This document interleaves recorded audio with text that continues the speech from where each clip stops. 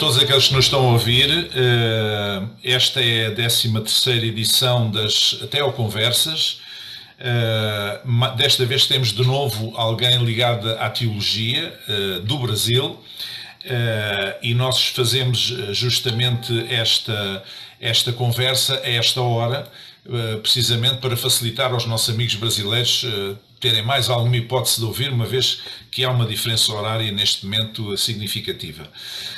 Como já tem sido costume, portanto, quem tiver algumas questões a colocar, poderá colocar nos comentários do Facebook da Ciência das Religiões, onde esta sessão está a ser transmitida em direto, e depois mais tarde poderá ver a gravação no YouTube da Ciência das Religiões também.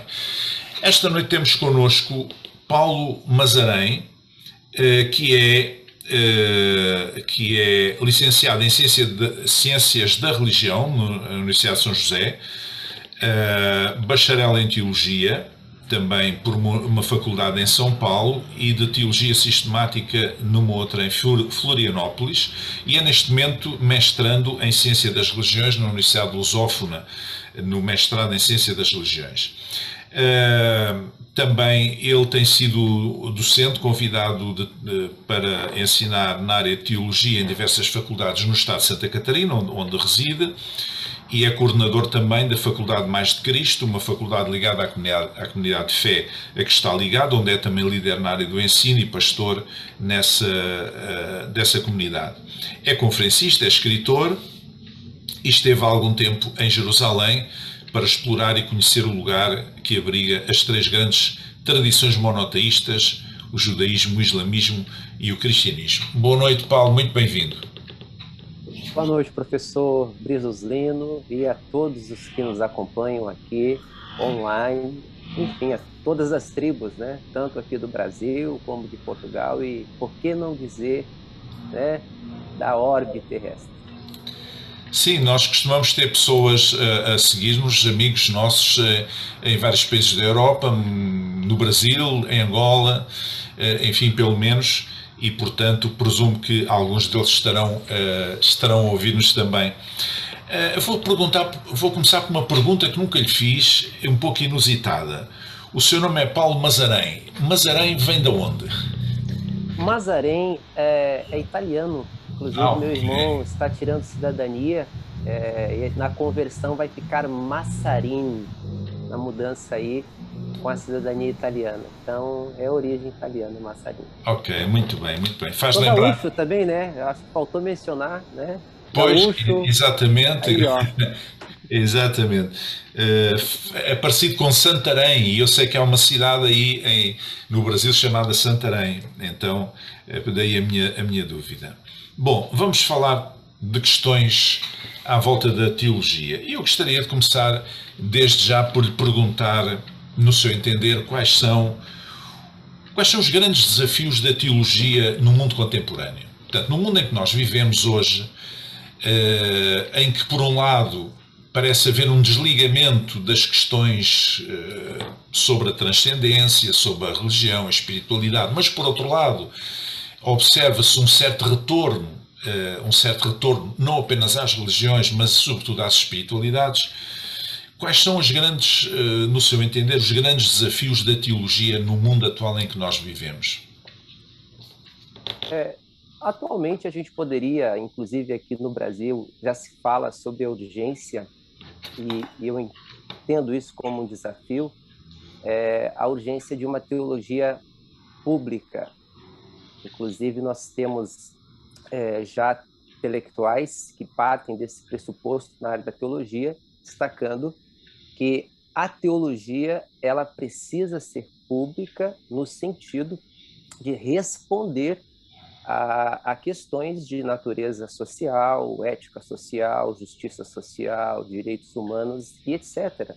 Nós temos, por exemplo, Rudolf von Sinner, que é um teólogo luterano, bastante prestigiado aqui no Brasil, que é um dos primeiros a trazer essa questão para a pauta, uma vez que a questão da teologia pública surge em contexto católico, mas ele vai dizer que a teologia pública ela precisa estar engajada no debate público, tendo essas pautas já destacadas.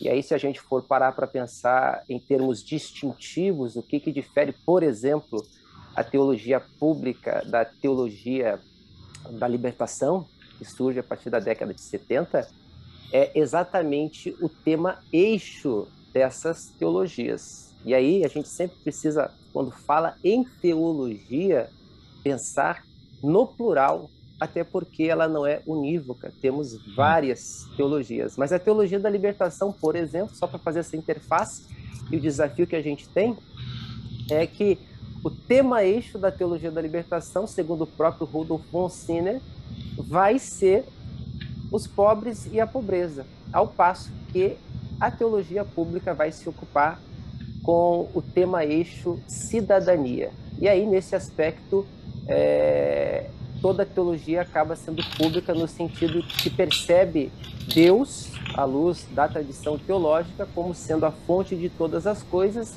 e a partir dele, tudo aquilo que decorre acaba sendo público. Então, é nesse viés que se interpreta, dentro de uma perspectiva já social, a importância de uma teologia que corresponda a esses anseios sociais.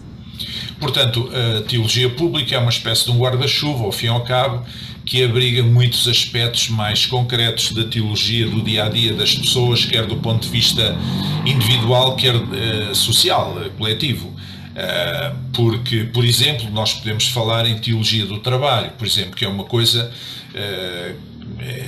com as mudanças que estão a acontecer no mundo do trabalho. Por exemplo, posso falar da questão da teologia do trabalho, posso falar de uma teologia da família, por exemplo, com as mudanças também das estruturas familiares que estão a acontecer. Mas a ideia não sei se a ideia da teologia pública, dessa designação, tem que ver também com a ideia de trazer a teologia para a praça pública e deixar de ser apenas uma conversa de intelectuais, digamos assim, de estudiosos, de especialistas, não é? E trazer para a vida pública. Mas isso tem uma vantagem, penso eu, como cristão, que é fazer teologia cristã passa necessariamente também por um suporte bíblico, não é? E, portanto, fazer teologia pública é também trazer a Bíblia para a praça pública, não será? Perfeitamente. É nesse aspecto que a teologia pública ela se engaja, no sentido de sair dos limites do templo e do culto, dialogando com as demandas da sociedade. Então, é exatamente esse percurso que a teologia ela vai fazer dentro dessa perspectiva de ser pública no sentido social e estar comprometido com o homem todo, né? Como dizia o Pacto de Lausanne, né? O evangelho todo para o homem todo.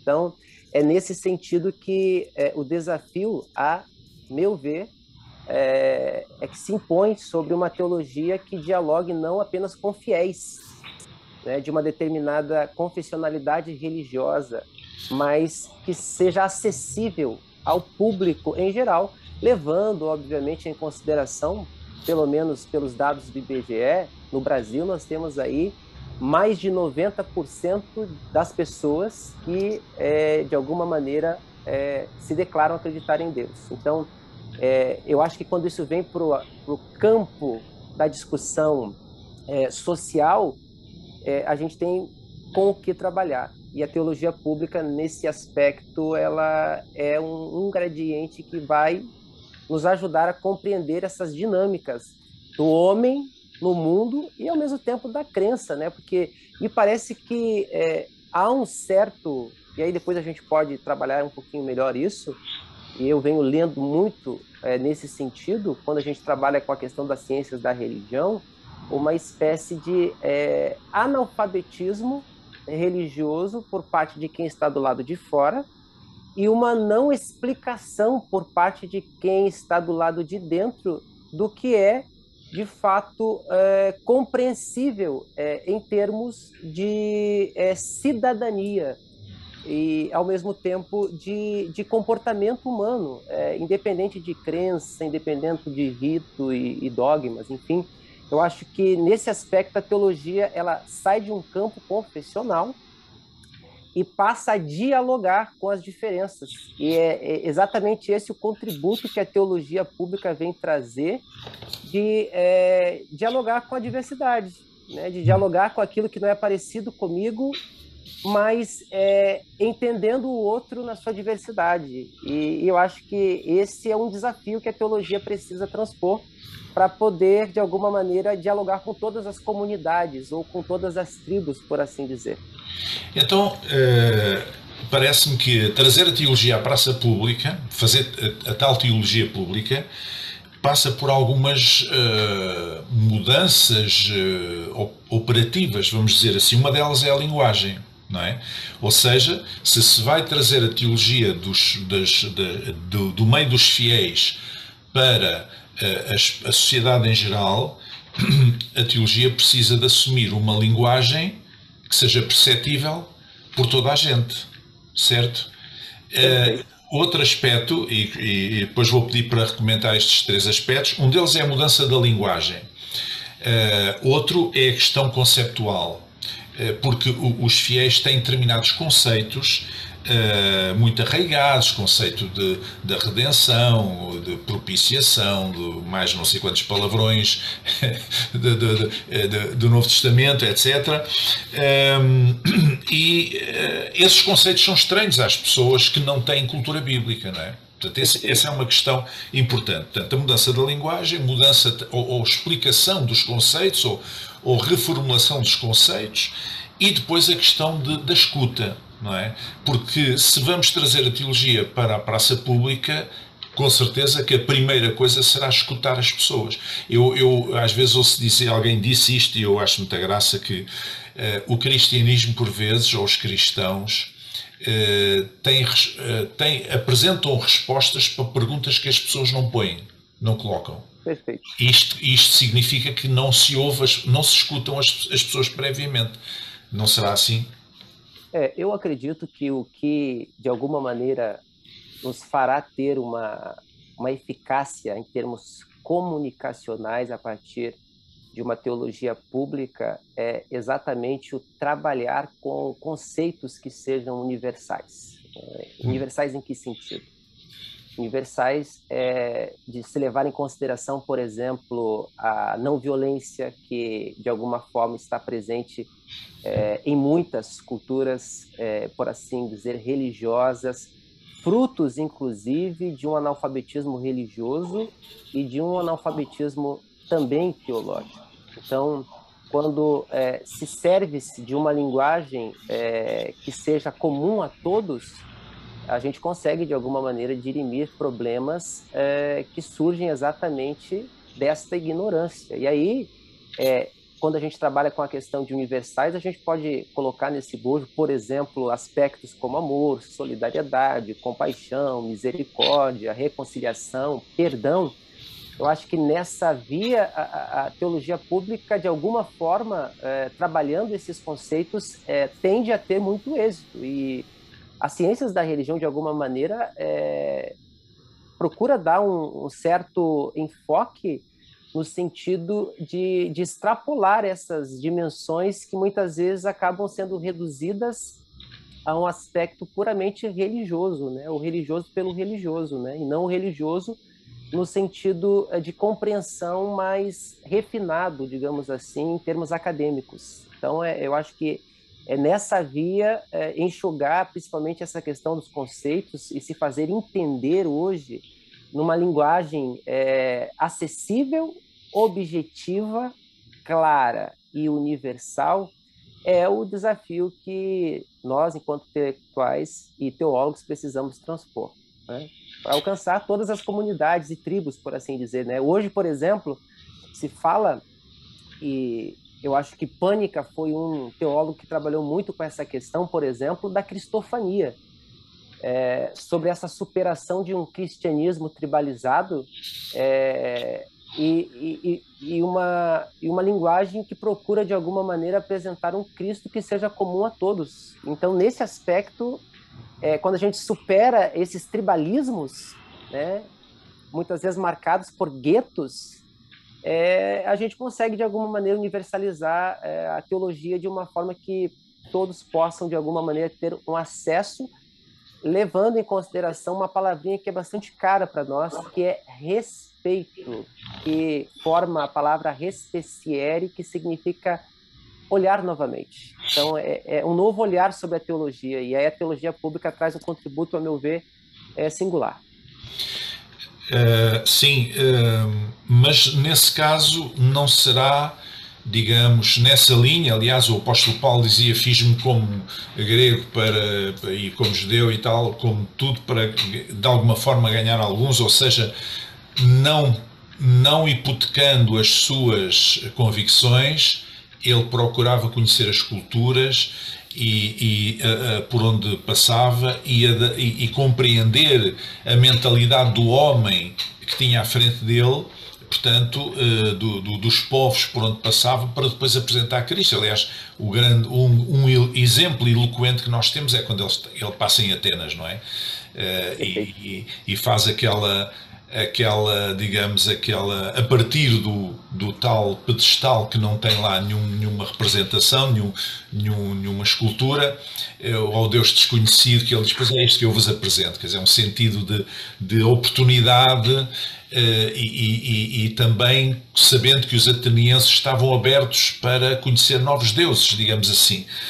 Tanto que consta que quando ele depois falava lá aos epicureus e aos estoicos e não sei quantos, que quando o ouviam falar, alguns diziam, pensavam que ele estava a falar de dois deuses. Uma era a ressurreição, que seria uma deusa, quando ele falava muito da ressurreição, e outro, Jesus, não é? Portanto, ele procurou adaptar-se para... Agora, a minha questão é a seguinte: essa teologia pública não será uma das grandes armas contra o fundamentalismo? Porque se a teologia pública vem à praça pública para ouvir as pessoas, para melhor lhes apresentar o Evangelho, significa, penso eu, que não traz à partida uma série de bandeiras, digamos assim, que não está disposto a dialogar de forma nenhuma, não é? Bandeiras que podem ter a ver com questões culturais, com questões de tradição, etc., não é? Penso eu que poderá ser talvez uma grande arma contra os fundamentalismos, não é? Estamos a falar no meio cristão, não é? Perfeito. Bom, vamos lá. Eu acho que o viés, se a gente for partir do pressuposto epistemológico, ele é sempre perigoso, porque ele tende a nos fazer recortar realidades e emoldurá-las dentro daquilo que nós entendemos ser, digamos, a verdade em termos absolutos. E sem relativizações, é óbvio, mas a teologia ela precisa, de alguma maneira, estar desassediada no espaço público de qualquer pretensão proselitista. E eu acho que, nesse aspecto, a teologia pública está em vantagens, uma vez que ela procura, como destacado a partir de uma linguagem acessível, se fazer compreender entre as diferentes comunidades, podemos dizer assim, teológicas, tendo aí como um fundamento, eu acho que caro, tanto para a teologia como para as ciências das religiões, o discurso ecumênico e interreligioso, digamos assim. Então, nesse aspecto, é um contributo.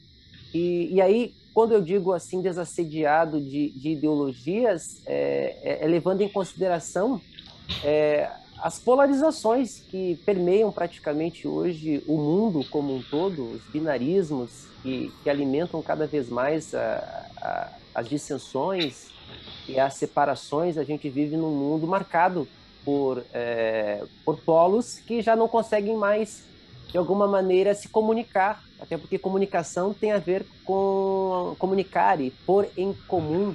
E me parece que os idealismos, eles surgem como ruídos que impedem essa comunicação, né? A gente tem aí Edgar Morin, intelectual francês, epistemólogo, que trabalha numa obra chamada Ideia da Ideia, com a questão da ideia-espírito. Eu acho bastante interessante essa provocação que ele faz, porque ele vai dizer que ideias são muito mais do que instrumentos da intelecção humana. Ideias são entidades possessivas. Matamos e morremos por causa delas. Então, às vezes a gente pensa que possui a ideia, quando na verdade é a ideia que nos possui. E aí, nesse sentido, é necessário sempre um distanciamento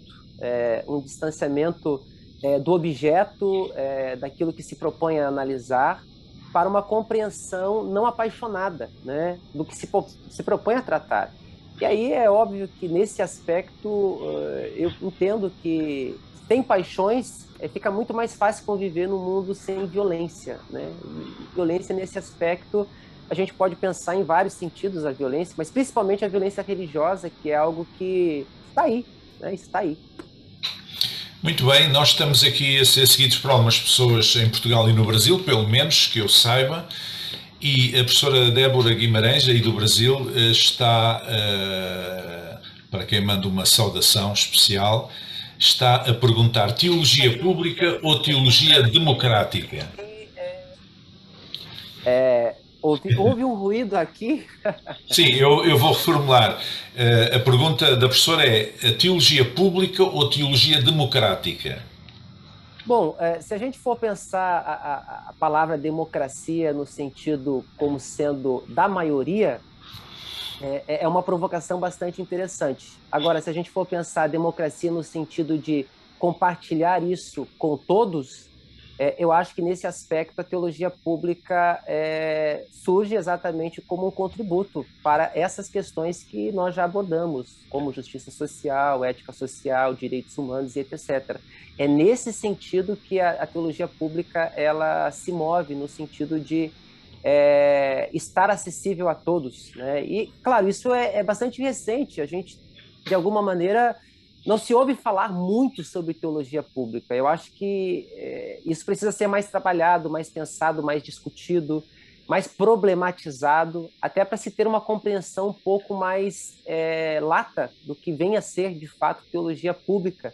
E aí, quando nós falamos em teologia pública, só para relembrar aquilo que nós já conversamos, é tirar a teologia dos domínios do templo, né, do culto, e da linguagem apenas dos fiéis, e colocar, até como disse Samuel Castells, né, sociólogo espanhol, a internet acabou com o gueto do conhecimento. Então, hoje, a partir da internet, nós temos a possibilidade de ter acesso a vários discursos religiosos, enfim. Então, a teologia pública é uma forma de se tornar pública o discurso religioso teológico, por assim dizer. Claro que sempre levando em consideração os aspectos e a origem desses discursos. Então, nesse sentido, eu acho que democracia pode ser aplicado, mas com essa ressalva, digamos, de endereçamento, né? A gente precisa saber o que democracia significa para atrelar a teologia pública.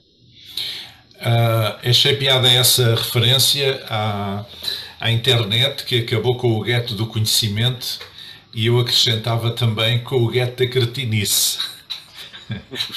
Bom, Humberto Eco ele disse que a internet deu voz a uma legião de idiotas. Exatamente. Então, esse é um problema. A gente tem Pierre Levy, que vai trabalhar com a ideia de dilúvio de informação, e ele utiliza a metáfora da arca, né, para fazer essa distinção entre o que é conhecimento e o que é opinião. A gente tem que filtrar. Claro, mas de qualquer forma, a meu ver, é preferível assim deixar os idiotas virem à superfície, se na internet temos hipótese de ter acesso imediato, rapidamente, a tanto conhecimento, a tanta investigação, que é bastante fantástico. Temos aqui uma outra questão, Vânia Gali, pelo nome penso que também é brasileira, que diz quando falas... nossa colega, eu acho que é nossa colega. Ok, então ela pergunta, quando falas em uma teologia dos pobres, está a falar em questão económica ou vai além? Se sim, para onde? Sim, Vânia, boa pergunta. Quando se estuda, por exemplo, a pobreza à luz da teologia da libertação, a gente tem não só teólogos, mas como filósofos. Pedro Demo, por exemplo, é alguém que vai trabalhar com a pobreza política, não apenas econômica. Então, é óbvio que uma coisa está vinculada à outra. Se a gente, por exemplo, trabalha com a teoria de Pierre Bourdieu, quando ele vai falar sobre os capitais, capital simbólico, capital econômico, capital cultural, a gente percebe que uma coisa está atrelada à outra.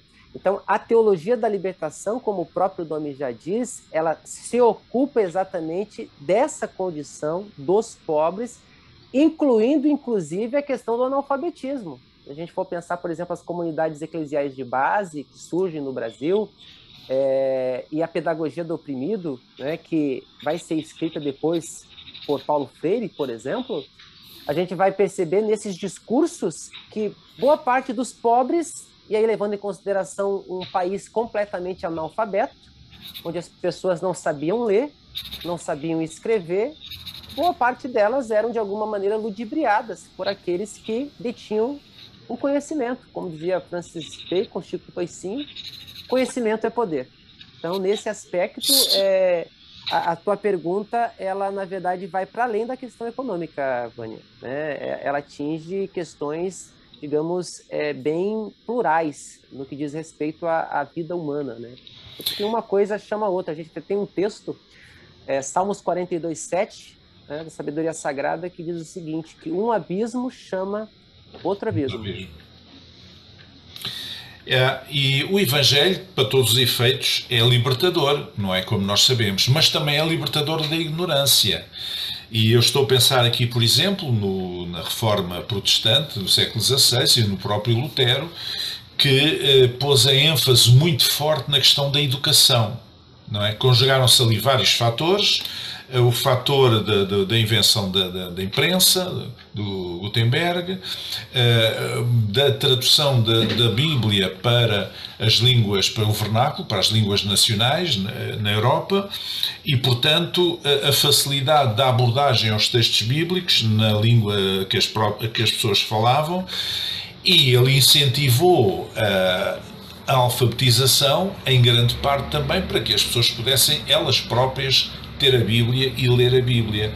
Mas depois nós sabemos que atrás disso vem a pessoa tendo acesso a saber ler, a ter a capacidade de ler, lerá outras coisas e, portanto, a educação, no fundo, é também uma libertação das trevas, é uma libertação da ignorância, não é?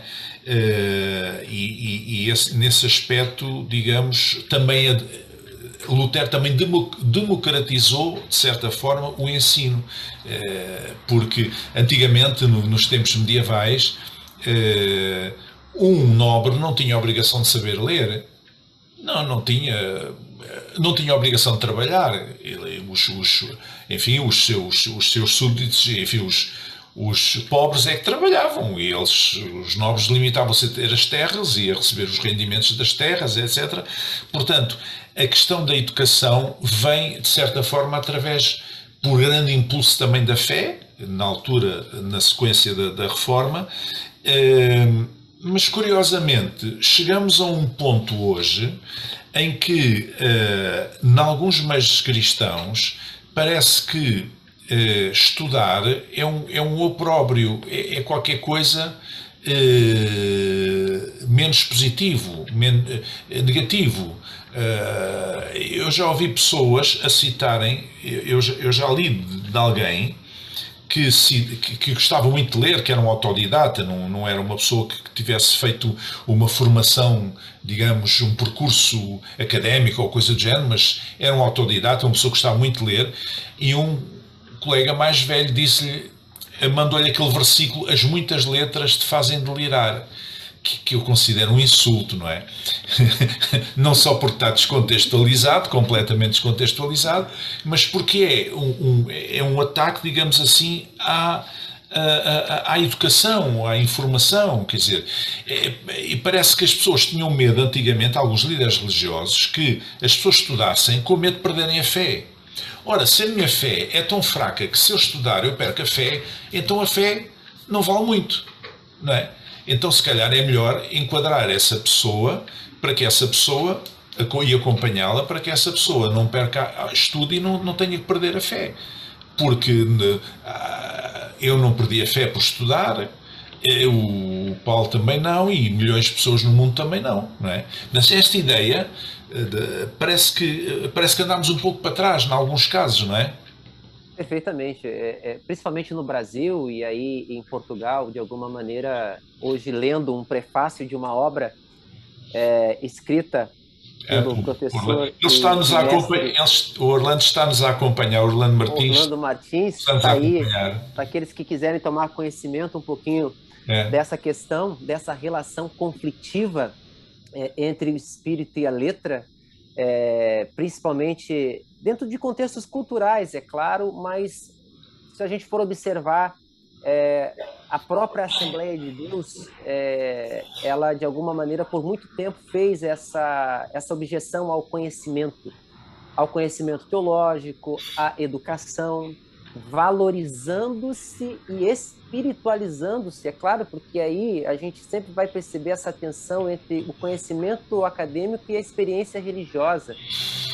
E o que se percebe é uma ênfase à experiência religiosa em detrimento do conhecimento acadêmico, como se o conhecimento acadêmico diminuísse a experiência religiosa, o que é um absurdo. Justamente. Agora, o que me chama a atenção é a questão do contexto, né? Por exemplo, a gente tem um dado aqui, né, para aqueles que nos acompanham.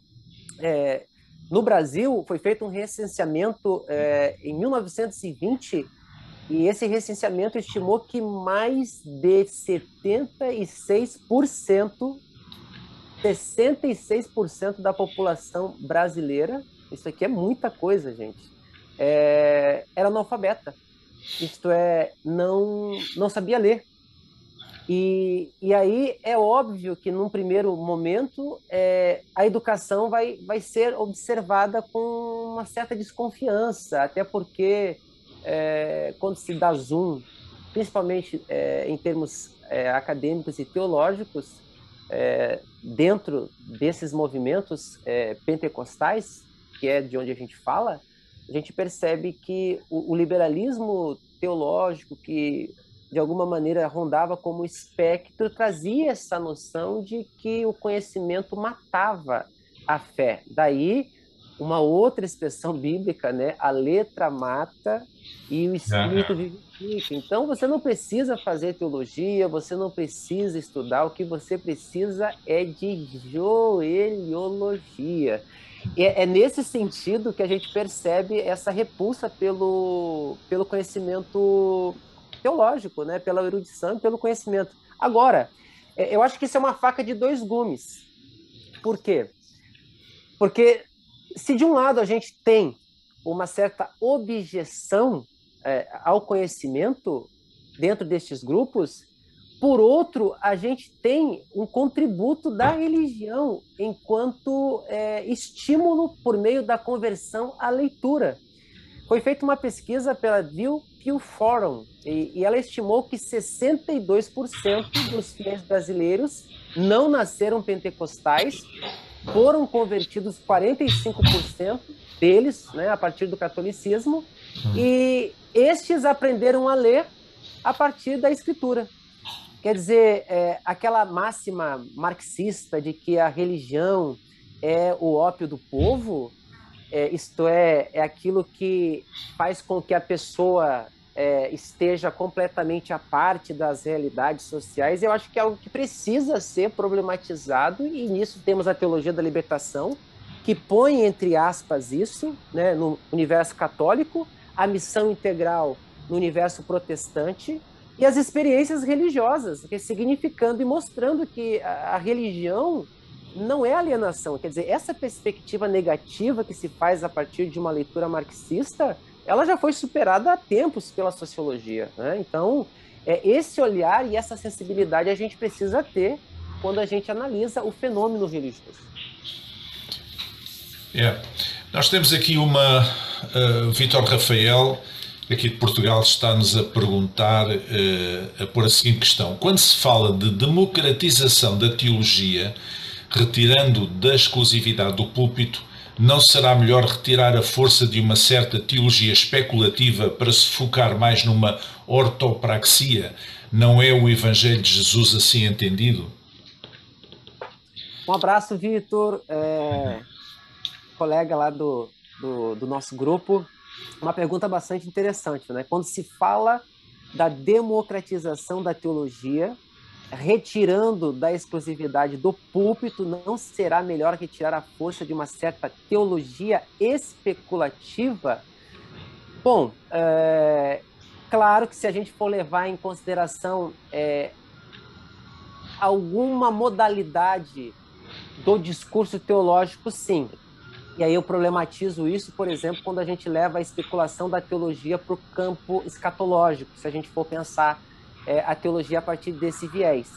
Agora, quando a gente pensa a teologia no sentido de colocar a teologia a serviço do cidadão, para que este também pense a teologia e haja essa aproximação do teólogo para com o povo, eu acho que nesse aspecto, até os leigos, e aí eu digo leigos, não estudantes de teologia que vão para as faculdades, para as universidades para estudar teologia, mas aquele leigo que é analfabeto em teologia e que em contato agora com a teologia pública consegue de alguma maneira ter uma compreensão do fenômeno religioso, seja o seu fenômeno religioso ou outros fenômenos religiosos que também estão no espaço público.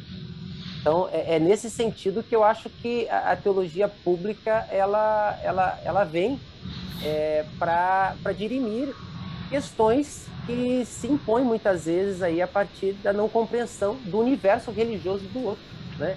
A gente sabe que as ciências da religião, de alguma maneira, têm essa finalidade, mas a teologia pública, de alguma maneira, ela começa a assumir esse espaço mostrando a importância da alteridade, como diria Emmanuel Levinas. Né? Eu não sei se eu respondi a tua pergunta, Vitor, mas eu posso depois formular algo mais elaborado para ti lá no grupo. Obrigado pela pergunta. Eu falei há pouco de fundamentalismo e vamos imaginar então, na sequência daquilo que nós temos falado sobre a mudança da linguagem teológica, o aclarar dos conceitos e a capacidade de escuta, de ouvir as pessoas, a teologia na praça pública, a saída dos templos, ouvir as pessoas. Ora bem, para ouvir as pessoas, e o Paulo sabe que eu tenho formação em psicologia e trabalhei como psicoterapeuta, fiz consulta psicológica há muitos anos. Para ouvir as pessoas, nós precisamos ter uma atitude de, mais do que tolerância, uma atitude de aceitação das pessoas em si, independentemente das suas ideias, não é? É um bocadinho como aquilo que faz um terapeuta, quer dizer, aceitar aquela pessoa que está ali, independentemente de concordarmos ou não com as suas ideias. Ora, fazendo isto, nós não estamos precisamente a fazer o contrário daquilo que se vê por aí hoje em dia, em muitos casos, que é as pessoas saírem da sua comunidade para a praça pública, especialmente líderes religiosos, cristãos, trazerem 2 ou 3 bandeiras. São bandeiras, digamos assim, que são levantadas no fundo quase como uma agressão a determinados estilos de vida, a determinados tipos de pessoas, a determinadas práticas, e não são capazes de sentar-se ao lado dessa pessoa e tentar escutá-la e tentar perceber quais são as suas angústias, quais são as suas esperanças, quais são os seus medos, para depois lhe trazer uma mensagem de esperança, porque afinal de contas o Evangelho não é mais nem menos do que a mensagem do amor de Deus, e é uma mensagem de esperança, não é? E de paz. Mas parece que aquilo que se vê é uma tendência quase bélica de conquista, aliás, esse termo é muito usado em certos meios, cruzada, conquista, não sei quê, de conquista, como se estivéssemos a conquistar um território novo, a combater os índios, não é? Norte-americanos, e a massacrar os índios para espetar uma bandeira e dizer nós é que somos, nós é que sabemos, nós é que temos razão. Não há aqui eu compreendo a necessidade da teologia pública, mas aquilo que nós vemos hoje, em grande parte, não é o contrário, em certos círculos. Perfeito. Rubem Alves, ele, para provocar, endossar a questão, ele falava que a gente vive num mundo onde se investe muito em retórica e pouco em escuta. E ele até brinca, né, que a gente deveria fazer cursos de escutatória, né, diferente de retórica. Bom, se a gente for a partir do pressuposto do acolhimento dessas demandas sociais que chegam à luz da teologia, eu penso que a teologia, de alguma maneira, também pode oferecer respostas a uma série de dramas, digamos, existenciais, humanos e etc. Mas no aspecto que a teologia pública ela se coloca, é exatamente observar essa dimensão social, né, do ser humano. Então, com as suas limitações, obviamente, com suas mazelas, eu acho que o aspecto, digamos assim, psicológico, se a gente for levar em consideração questões dessa natureza, eles não se encaixam tanto com a proposta da teologia pública, né? A gente tem uma teologia mais voltada para a questão da cidadania mesmo. E aí, obviamente, ouvir isso, para a teologia tentar responder, oferecer alguma resposta de sentido, acima de tudo, né? De sentido. Porque me parece que nem todo discurso teológico ele é portador de sentido. Então, e aí, tendo em consideração que a gente vive num mundo plural, trazer a teologia para esse campo é estar, obviamente, ciente de que o global vai se impor como realidade última nesse espaço. E aí é óbvio que, nesse sentido, a teologia ela precisa ser uma teologia aberta e não fechada, né, para tentar, de alguma maneira, fazer com que esse ser, esse cidadão, que não se percebe, digamos, escutado, não se percebe assistido, possa ser contemplado com explicações que, de fato, façam sentido, né, dentro da área social, da área pública, porque aquilo que a gente conversou desde o início, para quem está chegando, talvez né, não esteja pegando o teor da conversa, se a gente parte do pressuposto de que há um Deus criador de todas as coisas, é óbvio que esse Deus criador de todas as coisas não está preocupado apenas com o espírito, né? É um Deus que está preocupado também com o corpo. E se nós temos um Deus que cria todas as coisas e está preocupado não só com o espírito ou a alma, mas com o corpo, então é óbvio que daí nós temos que ter respostas. Porque não é a teologia pensando Deus numa perspectiva meramente metafísica, idealista, não. É a teologia agora tocando no concreto da realidade cotidiana, né, que me cerca. Sim, o nosso modelo como cristãos é a figura, a pessoa de Jesus Cristo. E ele preocupava-se com o corpo das pessoas, como nós sabemos, não é? Curou imensa gente, não é? Até ressuscitou mortos. Portanto, preocupava-se com as pessoas, preocupava-se com a sua alimentação. Temos o caso daquela mulher sirofenícia que é a história das migalhas que caíam da mesa, que enfim, é simbólico, mas de alguma forma também mostram essa preocupação, assim como a multiplicação dos pães e dos peixes, etc., para milhares de pessoas esfomeadas que passaram horas seguidas a ir ouvi-lo. Portanto, ele se preocupava-se com o corpo. Agora, eu costumo dizer, ainda a propósito da questão da escuta, ou da aceitação, ou da tolerância, se eu sou adepto de um clube de futebol e vou ao estádio de um clube adversário ver a minha equipa jogar, ou mesmo que não seja ver a minha equipa jogar, isto significa o quê? Eu não tenho que ter medo de ir àquele estádio, que não é a minha casa, digamos assim. E eu não me torno adepto do clube B se eu sou adepto do clube A porque vou à casa do clube B, não é? Não é por ir ali que eu me torno... aquilo não é contagiante, quer dizer... E às vezes parece que em certos meios há uma dificuldade em chegar às pessoas porque as pessoas cavam-se trincheiras, não é? Cavam-se trincheiras.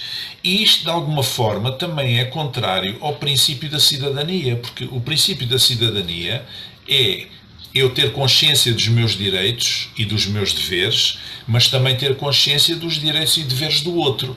Portanto, é o princípio da cidadania, é eu ser capaz de viver na cidade, ou seja, em sociedade, com outras pessoas, elas respeitam-me a mim, eu respeito-as a elas. O facto de eu ter determinadas convicções e outras pessoas terem outras convicções não quer dizer que eu não dialogue com essas pessoas, não quer dizer que eu não tente entender essas pessoas, entender as razões dessas pessoas, o percurso, o histórico dessas pessoas, em vez de entrar numa trincheira e disparar para o outro lado, dizer vocês estão errados, nós é que estamos certos. Então, se a teologia pública é uma questão de cidadania, também é uma questão de tolerância, é uma questão de aceitação, é uma questão de escuta, é uma questão de respeito pelo outro, como o Paulo dizia no início, é uma questão de respeito pelo outro, não é? E uma questão também, como dizia Milton Bonder, né, rabino judeu, de desinclinar, né? Eu tenho um fragmento aqui dessa proposição dele que eu acho bastante cara para essa conversa, onde ele coloca mais ou menos o seguinte: nossas identidades são inclinações, seja para um time de futebol, uma descendência ou um grupo econômico. Elas nos fazem ter um olhar que é legítimo e que serve como plataforma de valores indispensáveis, mas contém um elemento tóxico que nos impede de ver o pênalti contra o nosso time e faz ficar absurdamente evidente o pênalti contra o adversário. Quando não temos um fair play, vamos entender o mundo de forma desvirtuada e a realidade não aceita aproximações. Ela é o que é. A tentativa de impor à realidade o nosso querer ou o nosso interesse mais cedo ou mais tarde fracassa. E pior, nos magnetiza com uma carga de malícia que é fonte de todo o mal de nossa civilização. Então, desinclinar é sempre preciso para estar num lugar justo. Então, quando a gente observa esse aspecto, essa proposta, essa leitura de Milton Bonder, me lembra muito aquilo que o Santo Agostinho dizia, filósofo e teólogo católico. Na essência somos iguais, nas diferenças nos respeitamos. E eu penso que o que a gente precisa levar em consideração e o leitmotiv do discurso teológico precisa ser a humanidade, né? O homem, né? Mas não um homem, digamos, como Milton Bonder propõe, um homem inclinado. Eu acho que esse exercício de desassédio, né, de ideologias, que eu falei, comentando e citando o Edgar Morin, né, que nos possuem como ideia espíritos, é que, de alguma maneira, precisa nos tocar. A gente precisa estar desassediado e analisar o homem como homem. Né? Quando a gente olha, por exemplo, para a questão religiosa, e aí entra a questão do respeito, como a gente colocou, uma pessoa que pertence, por exemplo, a uma religião afro-brasileira, eu preciso, de alguma maneira, a partir desse olhar, entender que por detrás daquela indumentária religiosa existe um pai, existe uma mãe, existe um tio, existe um vô.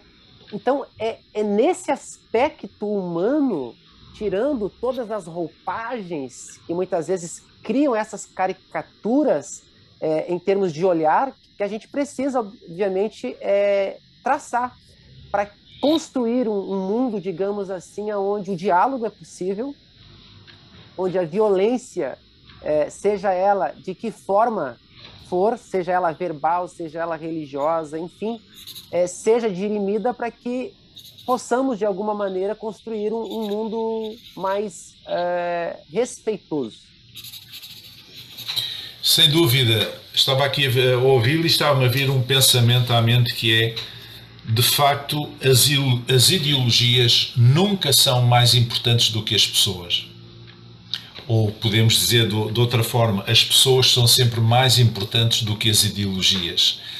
Ou as pessoas são sempre mais importantes do que as ideias. Os populismos não funcionam assim.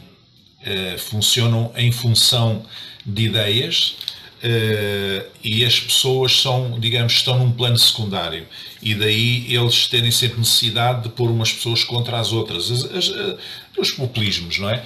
Porem umas pessoas contra as outras, para mobilizar as pessoas contra um inimigo, como dizia o Humberto Eco, faz-nos falta um inimigo, não é? Para o confronto, para acharmos que somos melhores do que ele, no confronto com ele, e o inimigo é sempre feio, porco e mau, não é? Então os povos precisam sempre de encontrar um inimigo. É uma estratégia, e os populismos vão muito por aí. E eu creio que, por vezes, no mundo religioso também se vai um bocadinho por aí, não é? E valorizam-se mais as crenças, ou as ideias, ou as ideologias, ou as filosofias, do que as pessoas em si. E eu acho que isso foi uma coisa que Jesus nunca fez. Ele valorizou sempre mais as pessoas. Ele atendia militares romanos, ele atendia judeus, ele atendia mulheres pecadoras, ele atendia toda a espécie de pessoas, inclusivamente os párias da sociedade, como os leprosos, não é? Portanto, ele lidou também com os religiosos, ele lidava com quem lhe aparecia ao caminho, portanto, com mulheres, não é? Que tinham um estatuto muito diferente naquela altura. Ele prestou atenção às crianças, que era uma faixa etária que socialmente não era valorizada naquela altura, era muito desvalorizada do ponto de vista social. Portanto, ele lidou com toda a gente. Porque para ele as pessoas estavam primeiro. E eu acho que isso é uma grande lição que a Igreja cristã devia receber, digamos assim, devia seguir. As pessoas são sempre mais importantes do que as ideias, do que as ideologias, do que as crenças, porque são pessoas, não é? Hans Kung, que nos deixou há bem poucos dias, ele tinha uma máxima, ele dizia: não há paz entre as nações sem paz entre as religiões. Não há paz entre as religiões sem diálogo entre as religiões. Não há diálogo entre as religiões sem pesquisa de base nas religiões.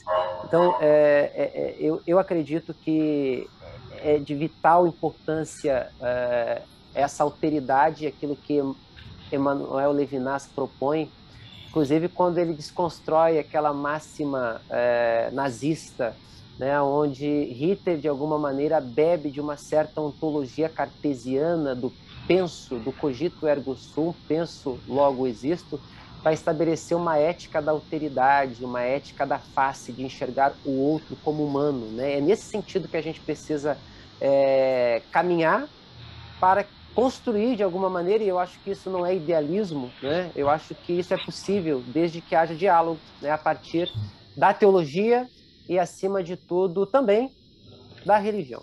Esses diálogos, eles precisam existir. Muito bem, já passámos o nosso tempo. Agradeço àqueles amigos que nos estão a acompanhar e que posso verificar, ver aqui pelo Facebook, tanto em Portugal como no Brasil, pelo menos. Foi um prazer estar com o Paulo Mazarém e esta conversa muito interessante. Quero apenas lembrar que na próxima, 2 a 15 dias, vamos ter mais uma sessão das Teoconversas, desta vez com o Vítor Rafael, portanto que será emitida aqui também. E lembrar também, já agora aproveito, embora vocês saibam que estas Teoconversas são promovidas pela revista de Teologia da Universidade Lusófona, Ad Eternum, que sairá o próximo número no início de julho, o próximo número, mas queria dizer que no próximo sábado, já dia 8, nós vamos estar a partir do meio-dia de Portugal e das 8 da manhã no Brasil, com umas jornadas científicas sobre o tema fé e violência, promovidas também pelo Instituto de Cristianismo Contemporâneo, onde teremos um conjunto de oradores, desde juristas, constitucionalistas, especialistas, teólogos, especialistas em ciência das religiões, conosco para nos falar sobre a dimensão da violência na religião, e certamente vai ser muito, muito, muito interessante, e vocês estão todos convidados, é livre, qualquer pessoa pode assistir, e será aqui também transmitido o streaming nesta mesma página do Facebook da Ciência das Religiões, e são todos muito bem-vindos. Muito obrigado por estarem aqui. Lembrando, professor, que aqui no Brasil será 8 horas, né? Então, eu inclusive, vou estar no debate. Para aqueles que nos acompanham aqui, fica também o convite. Nós vamos estar falando sobre a violência doméstica no contexto cristão, trazendo algumas problematizações aí. Então, fica o convite a todos. Obrigado, professor. Exato.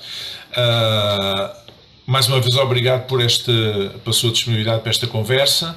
Estão todos convidados para sábado, para 2 a 15 dias. Uma boa noite a todos e muito obrigado. E até à próxima. Tchau.